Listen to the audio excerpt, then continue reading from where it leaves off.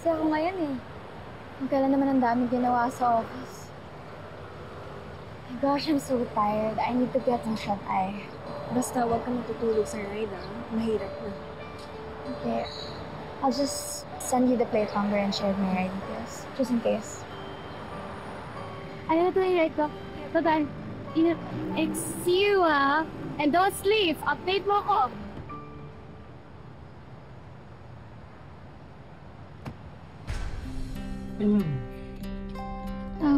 Kuya, I want the quiet ride, please.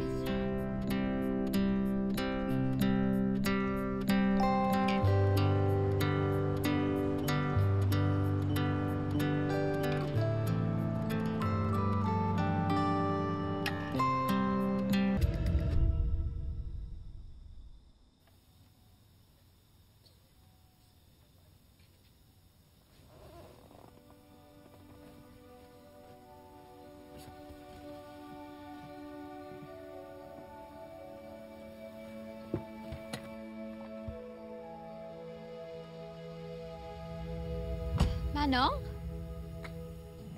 Manong? Ikaw? Asan yung driver? Ako. Tukayin yung racket ko.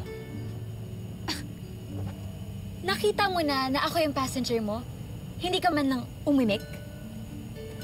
Nakatulog ka kaagad pag sakay mo eh. Saka sabi mo, gusto mo ng quiet ride, di ba? Di binigyan kita ng quiet ride. Okay. Bakit tayo tumigil dito? Tingnan mo, biglang nagloko yung makina. Pero huwag ka mag-alala, tumawag na ako ng mekaniko. Parating na yun, antayin na lang natin. No! I can't wait here. Not with you. Magbubuk na lang ako ng ibang ride.